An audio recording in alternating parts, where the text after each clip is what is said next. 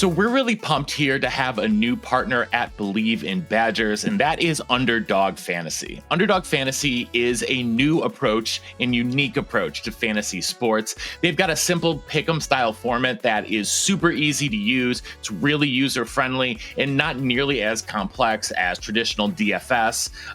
All you have to do is pick higher or lower if you think your favorite players are going to outperform expectations in their games. I've got 4 picks this weekend for the divisional round that I really like. I'm going to start with Lions Commanders, where I think Sam Laporta is just going to feast against the Commanders. Give me higher than 48.5 yards for the former Iowa Hawkeye. I don't think on the other side of the ball, a different Hawkeye, Jack Campbell, is going to be as much of a factor for the Lions. Washington is going to be forced to throw the ball a lot, not just because I think they're going to be down early, but also because, let's face it, that's what they want to do. Jaden Daniels is their best player. Keep the ball in his hands and good things tend to happen. Because of that, though, I don't think Campbell's going to necessarily be getting as many snaps as he usually does. He's not the best guy against the pass in that linebacking core. Give me less than 8.5 tackles plus assists for him. On the other side of the NFC bracket, I think Jalen Hurts is going to be forced to throw the ball, probably more than they really want to. Rams are going to completely sell out against the run. So when he drops back and does try to force sort of one of those big downfield 50-50 balls to an A.J. Brown or whatever, I think someone on that Rams defensive backfield, whether it's Kinchins or McCullough or Witherspoon, someone is going to make a play on the ball that ends with Jalen Hurts having higher than 0.5 interceptions in this game.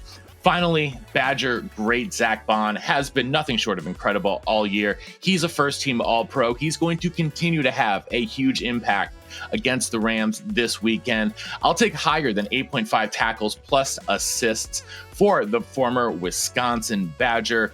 Remember to sign up over at Underdog Fantasy using the link in the description and our promo code BADGERS to get a free pick and up to $1,000 in bonus cash over at Underdog Fantasy. Promo code Badgers. Thanks to them and thanks for tuning in, and we'll get on with the show.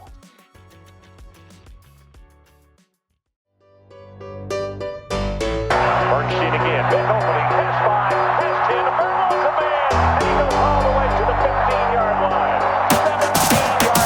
17 yards out the carry. Welcome back to Believe in Badgers on the Believe Network, presented by BetOnline.ag and Oakbridge Wealth Management. I'm Matt Perkins, joined, as always, by Badger legend, the Hebrew Hammer himself, Matt Bernstein. Bernie, how are we doing today?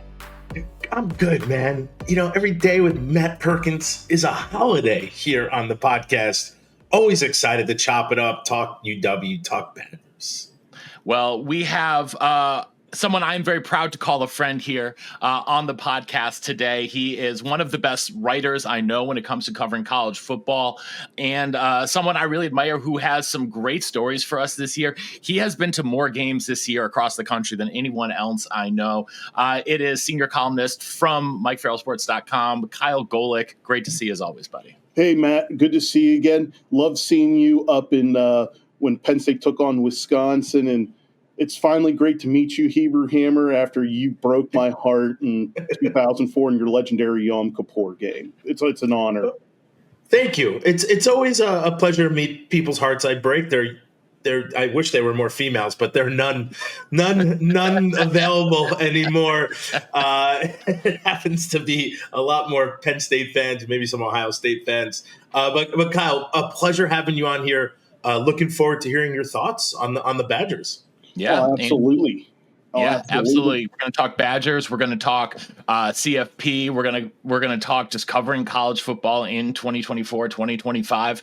But before we get into all of that with Kyle, want to remind everyone tuning in that we continue to be presented by BetOnline.ag, the world's most trusted betting platform and your number one source for all of your online betting in 2025. Whether you're a seasoned fan or a first-time bettor, BetOnline is your ultimate game day companion. With the largest selections of odds on everything from football, the NBA, college basketball, basketball, NHL, UFC, and more, BetOnline is the #1 sports betting source for the new year. From touchdowns to three-pointers and hat tricks, BetOnline has you covered on every game, every play, and every win. BetOnline, the game starts here. And of course, we are proudly presented by our main man, Chris Anicetti, and his entire team up at Oak Bridge Wealth Management, who are now certified NFLPA representatives. If you are a pro, future pro, or current NCAA athlete with NIL deals, Chris Anicetti is the man that you need to connect with to get your money right. At Oak Bridge, Chris and his team of professionals do one thing, and that is take care of finances and wealth management for professional athletes. They understand all the pressures that athletes face. Chris and his team will set you up with a bespoke plan to make your money work for you off the field so you can focus on what you do best, perform on the field. Get in touch with Chris on Instagram at oakbridgewm_Anicetti. That's oakbridgewm_ANICETE, or head on over to their website, oakbridgewealthmgmt.com. Chris Anicetti, Oak Bridge Wealth Management. Get your money right. We are now back with Kyle Golik. And Kyle, I want to give the people a little bit more just sort of background information on you as a writer and what you do. So let's go through some of the stuff that you did this year. Before we started talking, Kyle and I were talking about how your year basically started with the Combine back last February 2024. Take us through your year on the road. So on the road as a freelance journalist. So let's start with that. I am by far and away, I get paid very little. So this is a complete passion project. So I live in the land that Alvarez was raised in Burgettstown, PA. So all you Wisconsin fans, before you beat up on this Nittany Lion here, understand I live in the town Barry was bred at. So give me that. So I live about 3 hours from State College. So after the Combine came Penn State spring game. So that's 3 hours up, 3 hours back. After that was Big Ten Media Days in Indianapolis. So that's 5 hours out, 5 hours back. You then had West Virginia game, Penn State WVU, went to that. Then I went to 7 or 8 regular season Penn State home games. At this point, it's like a blur to me. I met one Matt Perkins for Penn State, Wisconsin, which we will definitely talk about. I will say that was my first experience with the jump around, and that was legit. And I would honestly say this. If Wisconsin was in the Rose Bowl hunt or for a Big Ten championship hunt, I think that press box would literally topple over. It was literally insane just going back and forth. Like the fans really brought it. Like, I don't think people appreciate it that much. Outside of that, I also ventured to the Big Ten championship game back in Indy. I spent a lot of time in Indianapolis this year, more than I ever thought I would. I also covered Penn State's first home playoff game against SMU, which was cold. It was not fun going from lot 44 and going through the cow pastures to Beaver Stadium. And I am not done yet. My bowl adventures also took me. And this is just to make sure that people are saying, like, I'm real. I'm one of those people that are like seeing and believing. I did back-to-back days, and we will get into this, the Fiesta Bowl, and one Rose Bowl. So those are my credentials from those 2 games. So quite literally, as a freelancer, I probably did more than most ever would imagine. It's absolutely incredible, Kyle. So let's talk a little Wisconsin before we get into bigger CFP questions. So you came to Wisconsin for your first time. You've obviously been to a bunch of different stadiums. You talked about the jump around. To you, what made Camp Randall unique outside of that? Or sort of what impressed you with Camp Randall or Madison? Okay, so one of the things – so I always have read that Madison is the top college town. And, I was always skeptical of that. Let me say this. After doing that, and the fans were intense, I will say this. That you guys are the top college town in the country. There is no doubt in my mind. Number one, it's absolutely gorgeous. It's easy really to navigate around, in my opinion. There's some weird spots where they had me park, which was odd, but I will take them. But literally the mile jaunt from where I parked to Camp Randall Stadium, there's literally like, alcohol come in here. I'm going to steal a line from Lewis Black when they say, you folks in Madison are professional drinkers. You guys absolutely earn it. Like, it's not even remotely close. I've gone in the sticks of West Virginia, and I thought those folks, I've been in rural Alabama. I'm sorry. Madison, Wisconsin, that's major league drinking right there. Like, I think everyone minors at UW in at least some sort of drinking contest. I mean, it's literally the sheer amount of drinking games that I literally, like a security person's like, you can't be taking pictures. I'm like, you don't understand. This is like a spectacle. Like, people aren't going to believe me. Like, this is like this. This puts Key West and Bourbon Street to shame.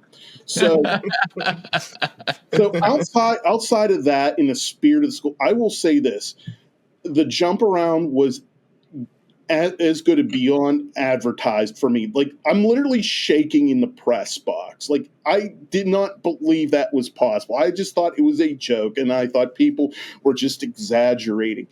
It was nuts. And I can only imagine, like, if when you think of like some of those legendary Wisconsin games, like when you guys defeated number 1 Ohio State, or countless others, that box probably nearly came off the foundation. Like, I will say this: Wisconsin, outside of it moved into my top there's like 3 things that I have at the top. I haven't been to Washington yet, so I can't. They say it's the greatest setting in college football. I believe it, but I need to experience it. From what I've experienced, my top 3, and it's like 1A, B, and C. It's Penn State whiteout, Altson Stadium in Oregon, and Wisconsin. So that's pretty good company. That's pretty good company, Bernie. And Bernie, did you ever play against a whiteout at Penn State? I don't believe it was a whiteout. We played there in 2003. I think you had code blue.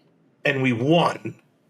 And it was one of I'll say this, it is a fun place to play. Being an East Coast guy, we watch Penn State because that's the closest big college really in New York. I mean, Kyle, you probably know this. Like, yep. What else do you watch? Rutgers wasn't a thing yet. Syracuse was like on a way down low swing. It's Penn State. So the next might be the primer, but I mean, it's like right. So there's no affiliation with Maryland, like the more south you go, like so Penn State was it. Like, it was the closest big time football, and you had Joe Pa, and it was the whole thing. But that stadium it's a crazy stadium, and it's a fun place to play. And the history's bananas there. I have more questions. Matt Perkins, do you want to dive into more? I have a ton of questions. Go. Okay, we're talking Wisconsin, Kyle, and we can be a little candid here. I'm going to ask a hard question, but I think it kind of figures out into this mix. Penn State almost lost everything, like 15 years ago, 10 years ago, when kind of the scandal came out. I don't want to talk about that, but they were at their lowest, low, right? Wisconsin's kind of been consistent forever, right? Yeah. No scandals outside the shoebox, like no real crazy stuff. And we've always been successful. Penn State's at like almost death penalty, and now is one of the premier programs organization. I'm thinking about the Jets, anymore now. College programs are organizations, so it's the new buzzword. You are right. So what is that recipe? Like, how do you go from people like literally fire and brimstone taking statues down to now being one of the better teams in the Big Ten, which the Big Ten is now outrageously good, and Penn State is now what, top 2? So how do you do that? Like, in your opinion, how does that happen? So when you're at rock bottom, you need to have a tough coach in place, and Bill O'Brien will never get the amount of respect that he deserves. He was able to keep guys like Christian Hackenberg, Adam Brenneman in tow. There's a culture there. these are things that I feel Wisconsin has right now. I really like Luke Fickell. I think he is stone cold the right coach. He's a tough coach. He's going to go through some rough seasons, but he's building a foundation. There's a culture that needs to kind of be rebuilt there. I don't know how much Paul let it go whenever he was coaching. I don't know how much, when Jim took over in place there, where he probably thought he was going to ascend there, because I remember Barry in several interviews saying, like, hey, we covet Jim Leonard. There were some pro teams that wanted him, and obviously Chris decided not to go his direction and go with Luke. And I'm a big Luke Fickell believer. I think he's the right coach. So I think you have part A, the success. B is I think you got to get that foundation. I think Luke going to the air raid was absolutely not the right move. And I think he paid for that.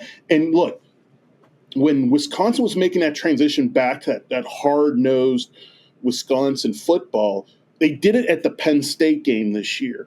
And look, Wisconsin gave Penn State a very good shot to the mouth.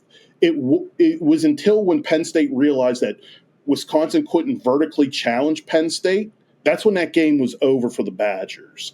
And it was that Jalen Reed pick six, which was one of the seminal plays of the season. Between, I think, the two biggest plays of the regular season was that, and then Luke Reynolds' 4th and 2 fake punt run against Minnesota. I know you guys know the Gophers all too well.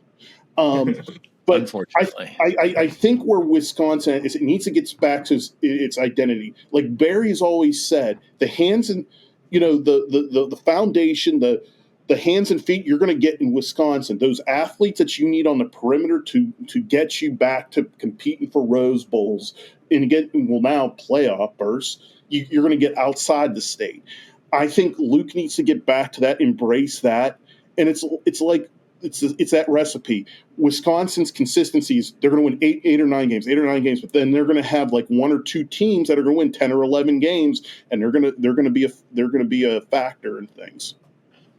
Do you think that Jeff Grimes then is the answer at offensive coordinator? Does he fit, returning to the strength of what Wisconsin was? Is he something or in the middle? Obviously, he's not air raid like Longo was, but is he a good hire for this program right now? I really think Grimes is an excellent hire for him. This is a guy that, was with Baylor, Kansas, and in Brigham Young University. So this is a guy that, I think he worked with Kalani Sitake and really helps simplify their offense. And I think that's where Wisconsin's at right now, is they really need to just get back to the bare bones. If you really look at what Penn State's done the last few years, they're one of 4 programs to win 34 or more games in the last 3 seasons. What was the secret sauce? Obviously, it's not our passing game, because you see how excellent our wide receivers were in the Orange Bowl, right? I mean, we all caught the same amount of passes in the Orange Bowl. Go up. Every single person did. We didn't attend to practice or anything. So, thank God for Tyler Warren. But absolutely. I mean, Tyler Warren is unreal, but Penn State, great running backs, dominated on the ground. I mean, they were averaging 8-9 yards a rush against Notre Dame at periods of strength. You got to have that weapon to vertically challenge, and you just need to have a quarterback that can put it in there. Wisconsin, when you look at their runs, whenever their Rose Bowl runs, you look at their consistency, the quarterback play was always solid there.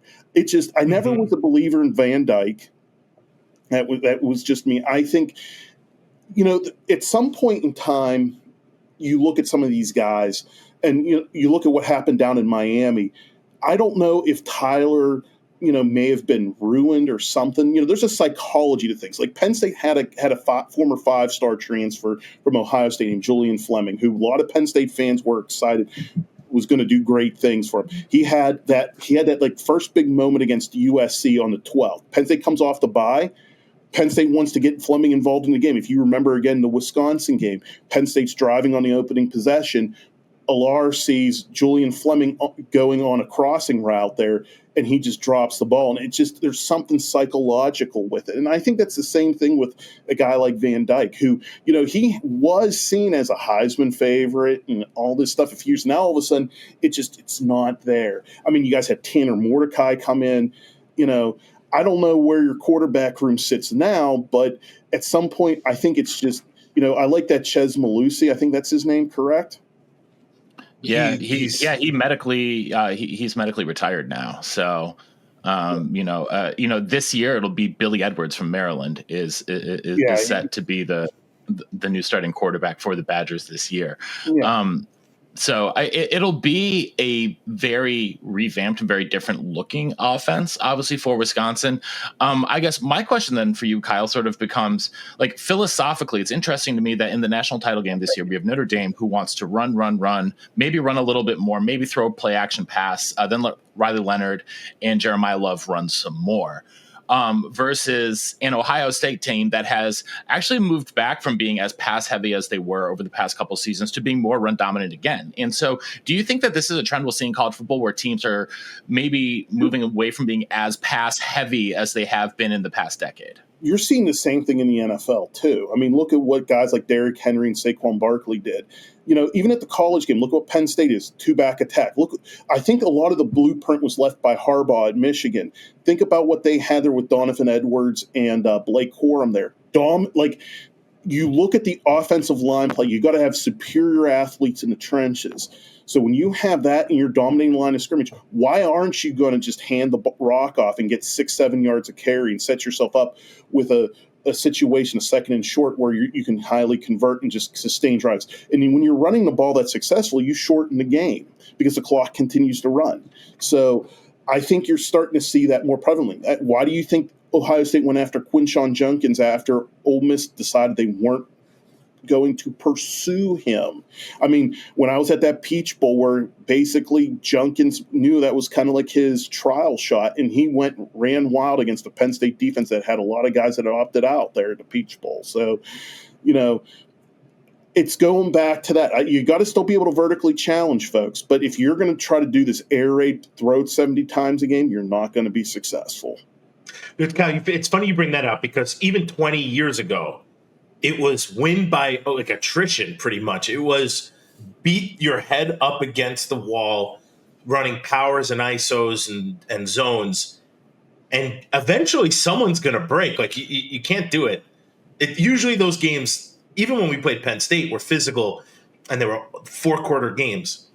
You mentioned the trenches. I actually think we need to bring it back to that. Not only do you shorten the game, you control the ball, and you put yourself in positions to be successful. So on 2nd and 1, you take a shot because you know that you can run and hopefully get a yard like that. So you're putting yourself in better situations. When you're 3rd and 10 or 3rd and 8 or 3rd and 15, these things are not the right recipe. But Kyle, going back, we had Nolan Rucci for a bunch of years. Mm-hmm. Goes into the transfer portal, goes to Penn State, and is he an All-American? What is he, Matt Perkins? He's one of the better players. He was stuck behind Anthony Donka, who was on pace to be the Sean Alexander Freshman of the Year. He was a semifinalist for that, but Donko had gotten hurt. Rucci stepped in, and Rucci was literally the top performer for Penn State to close the season in the playoffs. So whatever Phil Troutwine is doing, who is the offensive line coach, is doing great. I mean, they're bringing back next year 4 out of 5 starters again next year for the Penn State O-line. That's going to bode well. I mean, Nick Dawkins is going to exhaust his eligibility next year. Vega Ione, who you saw during a UCLA game come off the edge in perimeter and do that. Rucci's going to it's going to be challenging to see what's going to happen between Donko and Rucci. This is an elite offensive line that's going to threaten for the Moore Award. Again, something that Wisconsin took pride in for about 30 years. Now it's like, what do we do? Like, you got to get back to that. That's just my thoughts. Kyle, now with some of these guys staying and some of these guys transferring and Penn State having all this success, is it attributed to the NIL? Is that a big part of it? Is it a small part of it? What are your thoughts? I mean, is it just the shoulder pads looking cool in the jerseys? I think it's a combination of things. So number one, you got James Franklin, who he's a player's coach. He relates to them. Like the players genuinely care, love for Franklin.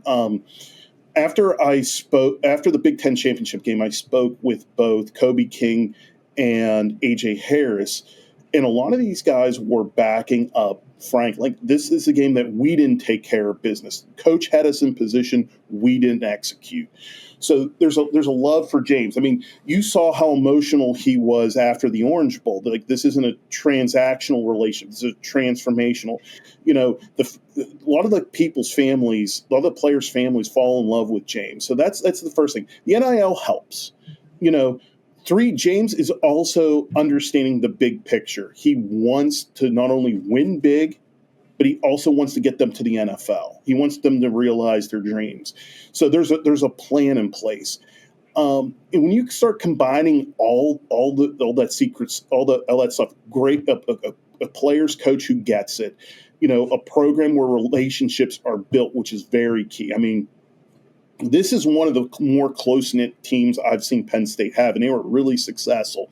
You know, I remember for the Fiesta Bowl press conference, the players were supposed to kind of sit like very far apart. They all were closed in together. I mean, you get Abdul Carter in there with Dom DeLuca and Dick Singleton and all that.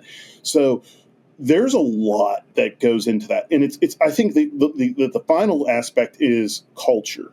It's what is that culture in that locker? Matt, you obviously played the game. You know, I played it at a high school level, so not even at the same level as you. So I wouldn't even consider myself Al Bundy. I didn't have my 4 touchdowns in the City League game moment. But I will tell you this. When you have a good culture and you have that camaraderie with brothers, there's nothing like it. And you know that feeling more than either Matt or I do. So I sensed that throughout the whole year. Like, players weren't, denied Dennis Sutton after the Orange Bowl. You know, instead of, when people were asking about Drew, he said, "Look, our defense gave up 24 points. We had our defensive backs that fell down." It's like we didn't set up Drew to be successful. Drew gave us a lead. We couldn't hold the lead. Yeah, you guys are nice about it, but realistically, your offense, I mean, outside of the passing game, was embarrassing. I mean, I wanted Penn State. I wanted Ohio State, Penn State. I want to tell the land that this is Big Ten country. The whole entire place is. I do too. So you guys dropped the ball on it, man. I'll say this though: how do you get Okay, so tell me about what's his name, Matt Perkins, number 44, the best tight end. Tyler Warren. Golly, he looked like Dallas Clark from the old Iowa days. Like. Do you know that he was a high school quarterback coming out? So that's the recipe. High school quarterbacks are the best tight ends. Yeah, they are. Really. Penn State's done a fantastic job the last. I mean, I'm sorry. This Wait, but tell me about him because you watch and you're like, this guy is a tight end who literally is the focal point of the entire offense and is unstoppable. And it's really how Andy Kotelnicki uses them. I mean, because he played quarterback, he has so many skills. So, they would use him at quarterback. You saw in the USC game where he snapped the ball and then he caught the touchdown.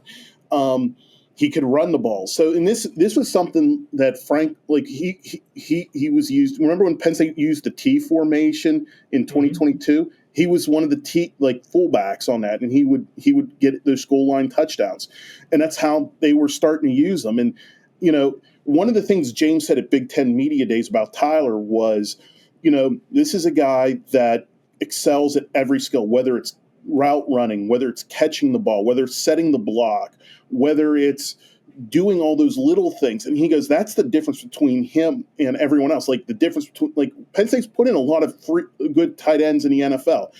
Bretton Strange, Theo Johnson, Pat Freiermuth, Mike Gesicki. And so when you're, I'm not a recent bias guy at all. I try to defend the past more than I should. And as a Penn State guy, the tight end award has the name Ted Qualick on it. And Joe Paterno said that was the best football player he ever had, and that was always seen as the best, tight end. I think if Ted's still with us, but I think Ted would agree. You watch 44 play; he's a difference maker. Like, here's the rub on the Aller interception there that ended the game for Penn State. Drew shifted to the left in the pocket. He kind of came out of the pocket there, but the play that they were going for was Penn State's bread and butter. Was like this little out route that. Tyler always found himself open, and he would take it, and the amount of yak yards he would get, it's kind of like old school Mahomes Kelsey. But Notre Dame had that perfectly guarded. Trey Wallace was his second progression over the top. And then Drew, I'm going to just say it right now. I don't buy his was trying to throw it in the dirt. I honestly think he was just trying to thread the needle there. Like, that's just my thoughts. But getting back to Tyler. These guys are so good at throwing the football. Listen, Kyle, you and I could throw it in the dirt. Yes. Or we could throw it over his head. Like, who knows? But these guys throw footballs 300 times a day, every day of their life. They are professionals. They are. So that's why I'm not buying that. It's just a good excuse to not. I think he wanted to make a play because he wasn't having the best game. And look, I don't fault Drew, but at the end of the day, when you take the game out of your team's hands, that's a selfish move, and you didn't need to do it. Like, here's the thing: it's one thing if Penn State's trailing like they were in the Big Ten championship game. You did that, I get it, but you were tied. You could have gone to overtime and let it be fought out in the trenches. So, to me, it was a selfish move. It's a mental mistake. It is a mental mistake. He saw something. He thought he could get it in there. That's usually what quarterbacks think. And, you got to be alphas when you're a quarterback. And unfortunately, it cost him. And look, the biggest thing I hope for Drew is a mental health thing, because let's think about this. That is an absolute big stage, absolute big consequences. Look, Matt, you're an athlete. You competed. You obviously know the feeling when you lose a big game, and when you're feeling that weight. Let's think about it. It's not fair. And that quarterback, he's going to, for the rest of his life, that interception is going to be there. But you got to hope his career and what he's done for the team outshines that. And I think that's true. It absolutely does. That'll be true. Yes, people will be like, "Oh, what happened?" He threw a pick. We all have these moments. And I said this on my Penn State podcast, and my partner Joe Smeltzer, and we debated this a little bit. I said it was the worst play by a Penn State player in bowl game history. It was the worst. Like, we found something that finally overtook the '79 Sugar Bowl when Gooman got stuffed at the goal line by Barry Krause. So it is what it is. And I'm not recency biased. It's just when you put all the recipe to that, it's hard. It's hard not to. And it's one of those things that had Penn State falls on the ball, goes to overtime. Say they somehow win in overtime. I think there's a different narrative for James Franklin, for the Penn State program. There's a lot of good from it, no doubt. I'll tell you, from an outsider looking in, the James Franklin haters they don't make sense to me. I can't understand it. The dude is winning 10+ games a year. He's in the playoffs. Like, people have want his head. The same with Ryan Day. What, because he lost to Michigan? The dude's in the national championship. What do we care about more? I agree. At the point now where we're at the professionalization of college football, where it's like, okay, let's think about this here, guys. If you get into the playoff, does Ohio State playing Michigan when it does, whenever Ohio State has a secured playoff spot, does losing that game really matter? Is there going to be a day where Ryan Day's going to say, we're probably locked into an 8 seed right now. I'm going to rest my starters for the game because I'm going to go on a playoff run, because you got to realize these teams are going to play 16, 17 games. I'll say no during Michigan, though. That game's that's just as important. I get that, but who would have thought Cam, a football player who started a first half of the game, would opt out of a bowl game? I never thought that's a whole nother. I cannot, just to get the record, it doesn't make any sense to me. at the end of the day, we're seeing a lot of firsts with college football. So what are we going? How it's like anything that people think you're crazy, Kyle. But who would have thought USC, Oregon, UCLA, and Washington would be in the Big Ten? We're seeing a lot of. You're 100% right. We're seeing a lot of new in this world that a lot of us are accustomed to. Not a lot of new. Northern Illinois is in the Mountain West. There are no mountains in the state of Illinois. I'm sorry. The whole thing is just nuts. But listen, you bring up the Cam Ward thing. The dude has literally played for the first half and they're winning. Then they're down. I didn't watch the full thing, but imagine. I can't imagine. Listen, we all played football here. It doesn't matter what level. Watching while you're completely healthy and normal, and you're a starter. And you're not playing, watching your dudes compete and potentially lose would blow my mind. I would never, ever talk about living with something. At least Drew tried to make a win happen. You're talking about Cam Ward didn't care at the end. And I'm not slighting him for anything. Listen, these guys going to be maybe the top choice, top pick. But that would hurt me. And I feel like I would hurt my friends, my teammates. Talk about how important the locker room is. Like, if maybe if he went to his coach, he's like, listen, coach, I'm just going to get the record and play for the first half and then not play. What do? You can't not start him. But I just feel like, listen, I don't know what I would do. I'd wrap my arm around and be like, I'm just so disappointed. Like, why? Look, I'm a Giants fan. My team sucks in the NFL, and Cam Ward's in that, I may pick you range. And I'm sitting there going, this guy just quit on his team. That's how I look at it. You just quit on your team halfway through. What does that mean? Like, these kids. But does this matter anymore? It should always. If it doesn't matter, then why are we competing? Why are we playing the game? Like, the fact that we can have this debate because Bosa did it. He sat out. He's like, I don't want to get hurt. Same with CMT or whatever his name, CMC. What's his name? Christian McCaffrey. I mean, yeah, we see bowl opt-outs all the time. I mean, Bosa was really early in the year. He's the one who started the whole entire thing. Jadeveon Clowney, yep. But so, we can debate this because if you're quitting, if you quit, you quit. If you're in a game and you're saying halfway through the game, I'm done. As a Bills fan, I remember when Vontae Davis did that. He quit in the middle of the game. He quit at halftime of a Bills game and straight up retired from football. I mean, no one did it better than Antonio Brown. Nobody. Nobody. He's blackballed for life for that. But getting kind of circling. I actually still think. Listen, going back to Kyle, just to make a point is, I think Cam Ward's still number one.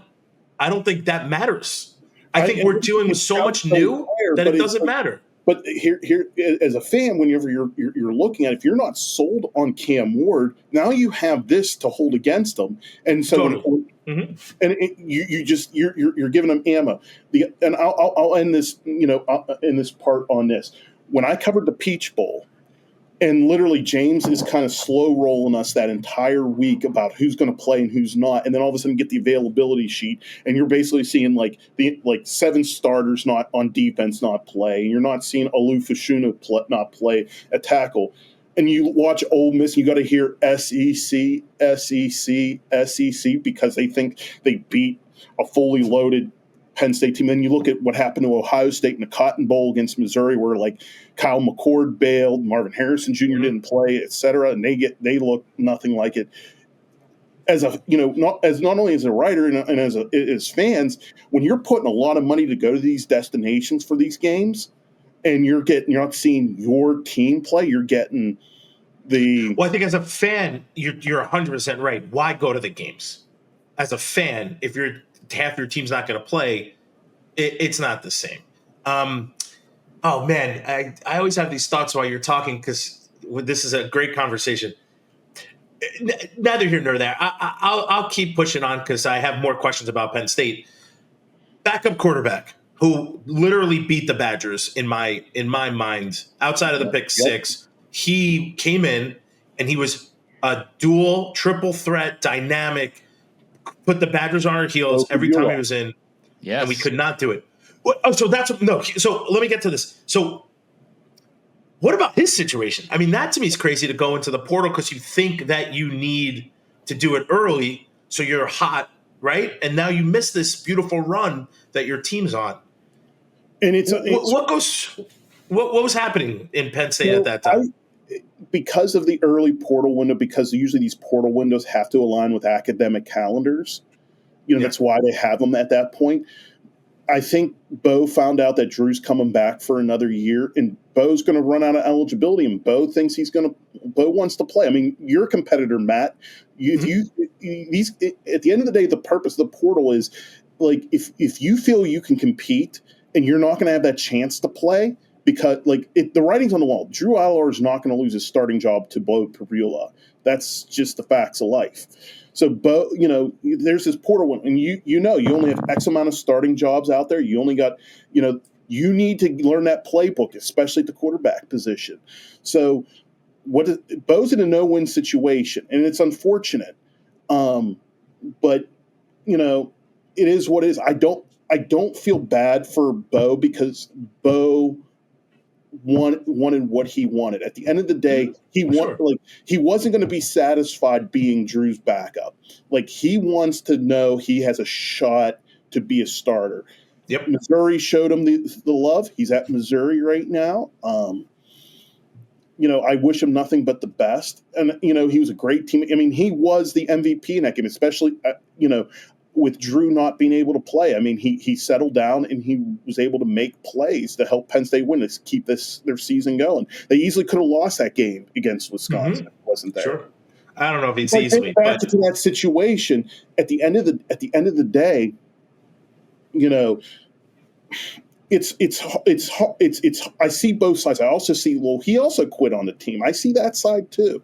But at the end of the day, and I think is more NIL comes in, and there's this professionalization of college football.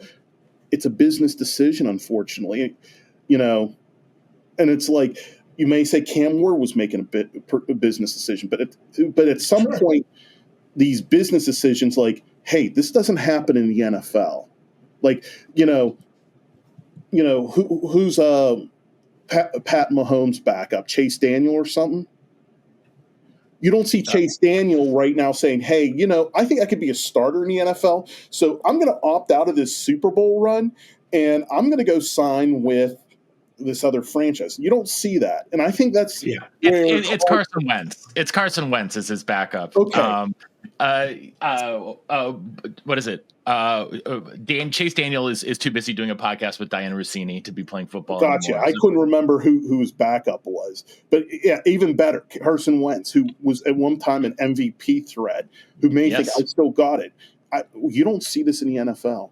I mean, so I feel I feel like what we could call this podcast is the new, because it is just every day is something brand new that, Kyle, I don't know if you know, but like Xavier Lucas is not being allowed to enter the transfer portal. There's really not much out there about it, Matt Perkins, unless I'm wrong. There's some speculation, but like, this is new. This is not many people are not allowed to go to the transfer portal. Like, you said, how do you change the bowl games? I think you have to incentivize them. $20,000 for everyone to get into a bowl, and $50,000 if you win, or something like that. That's what the NFL does. They're just without these things. Why play? Like, some of these guys are just never going to play. Listen, if you're the top 15 pick, maybe I could understand that because you're a top 15 pick. But if you're already playing the game like Cam Ward, I cannot understand that. I haven't dug deep into the Xavier Lucas, but what was interesting on my Rose Bowl trip was I sat beside a guy who runs compliance at a MAC school, and he was explaining, like, with the portal, it's not just, you can just jump in. You got to have the academic credits. You got to be able to get in there and say to another school, hey, does this match? I have enough credits to make this work. Like, is this transferable? Is this enough and whatnot? So I don't know about that situation. So I'll lean on you guys on it because you guys are the SMEs here. But that was just some food for thoughts. All right. Well, we've only got a minute or two left here with Kyle, but I just a couple rapid fire questions. National championship game prediction: Ohio State, Notre Dame. Who comes out on top and why? Ohio State. It's going to be the Quinshon Judkins show. All right. Big rushing attack day from Ohio State. Okay. Next question. Out of all the places that you went this year, which stadium had the best food? Best spread was Wisconsin, and the Rose Bowl was second. I mean, good for us. Good for our state. Look, homemade brats with a homemade beer cheese, and it's just fresh pretzels, salad, cheese tray, cookie tray that was to die for. Like you said, Matt, you're Wisconsin. We know how to be hospitable. But, yeah, Rose Bowl had prime rib, mac and cheese for like the pregame meal, and then at halftime was just hot dogs. So not bad, though. Not bad. I will take it as well. Most impressive player you saw in person this season? Most impressive player I saw in person. I'm gonna go to the Ohio State receiver. I'm blanking the Jeremiah freshman. Smith. That's it. Like that Rose Bowl performance. He broke Chris Carter's freshman record in a bowl game. So that's when you're doing something better than Chris Carter. That's something. Most impressive physical specimen you saw at the combine last year? Ooh.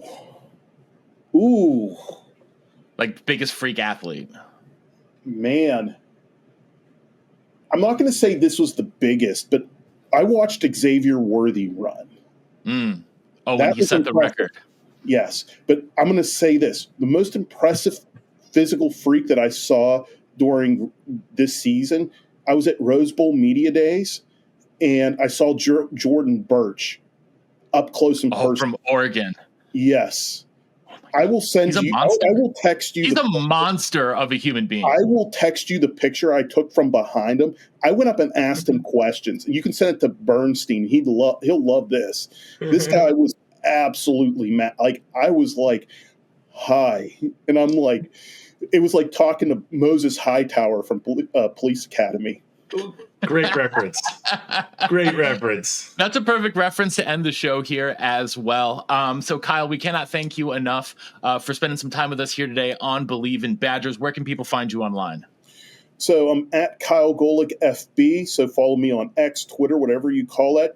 I do primarily most of my work on MikeFarrellSports.com. There will be a few articles that will be up either late tonight, early tomorrow for me. I'm going to be on a brief sabbatical because I have a concours d'elegance our family has going for us.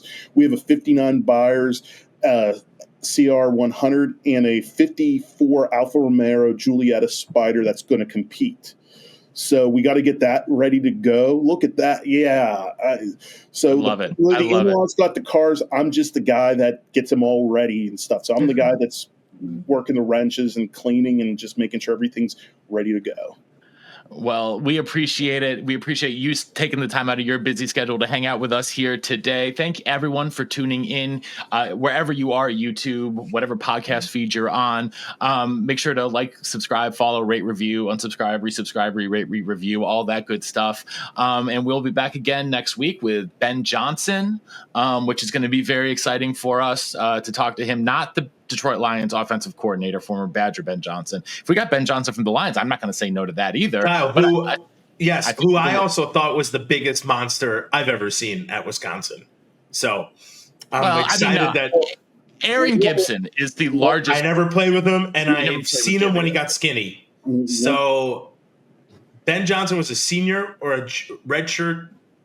I think he was a junior when I was a redshirt freshman, and then I played with him for a year. And he's one of those dudes who doesn't say a lot. He's big. He was a left tackle. And just by not talking a lot, it's very scary. Only other thing I want to hopefully you guys have me back, but also congratulations to Monty Ball for making the College Football Hall of Fame. So cool. Absolutely. So cool. And R.I.P. Bob Uecker. It's a Mr. Belvedere marathon this weekend at the Golik household. We'll definitely be watching. We'll definitely Major be League. watching him in Major League, and going back and re-listening to some of the great Brewer calls that he's had over the years. A voice and a person who will be missed. But again, thanks everyone for tuning in, and until next time, on Wisconsin. On Wisconsin. We are. Oh no.